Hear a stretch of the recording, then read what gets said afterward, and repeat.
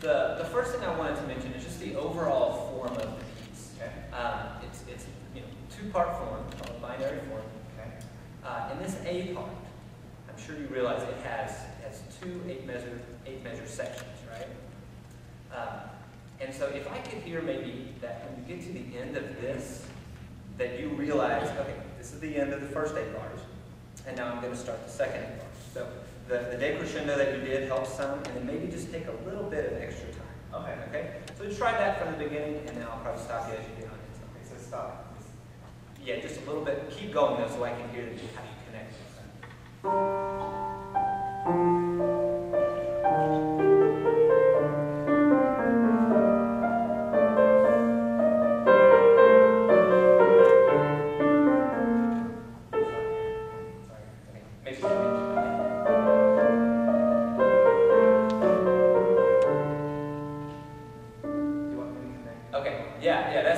That's exactly where, of course, it's not going to be a real long time. Okay. It's going to maybe seem like a long time to you, but it's just going to be a split second.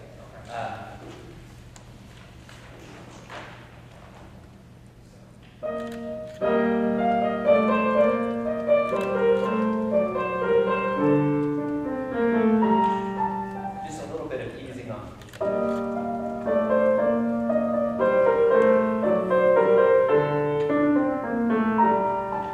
Yeah, that's the idea. So that we understand, I know you know that it's there, but we need to make sure every person in the audience really understands, okay, that's the first 8 bars, and then we're going to come in with the second 8 bars. Okay, all right, good. And then the same idea, we kind of have 2 different 8-bar sections here, so just be thinking those ideas in terms of form. It really helps the listener, maybe someone who hasn't heard the piece as much, helps them make sense. Yeah, I mean, it's just really minute, just kind of like you're relaxing for just a second, and then okay. Okay, overall, like I said, your tone is really good. Maybe right at the beginning, if we could get a little bit more singing out of this. So just a little bit more. When is it singing like more like no, a little bit more volume. Volume, I'm just saying, a little bit more volume. Let's try that again. And it might be this piano might be a little softer there, so you have to bring it up. That first note, just a little more.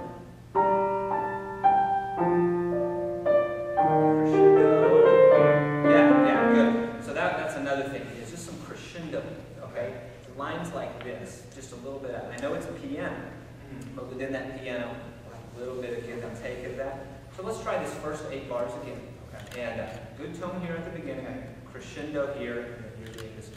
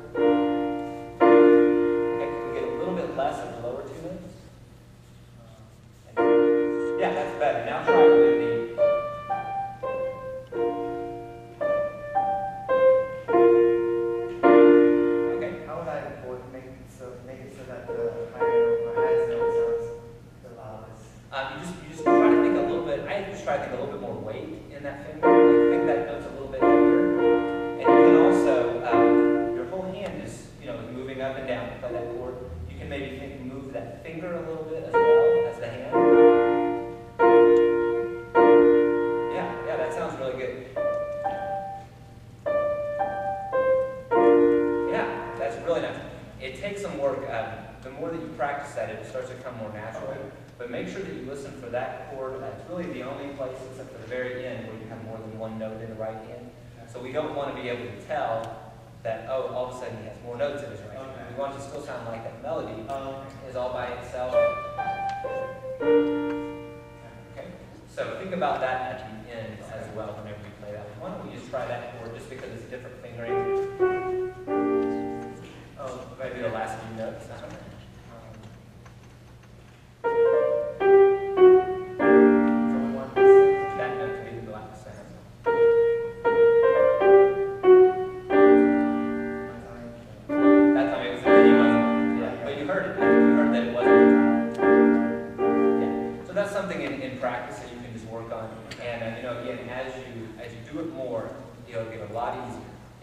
More natural.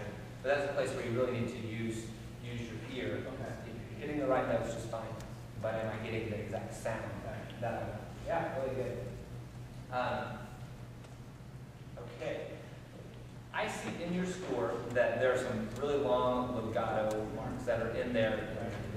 Something to think about is maybe separating, instead of doing a whole 4 bars at a time under one legato phrasing, to separate this up just a little bit. So I know this is going to be new because it doesn't look like that you worked on that. But let's look at that measure 5. This is a really good place that we can break this into 3 little sections. Thinking about the right hand, it kind of has the same idea 3 times. Lift. Okay, now we won't add that much time to it, so in the end it'll sound like.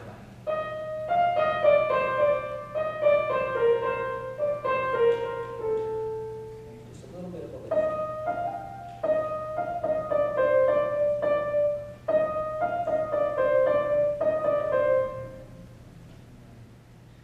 Yeah, that's fine.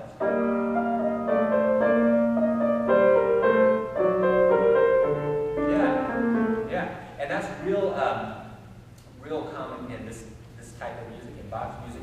When you have patterns that repeat, like that rhythmic pattern, you'll again let the listener know here's what's happening, and it makes it easier for them to hear.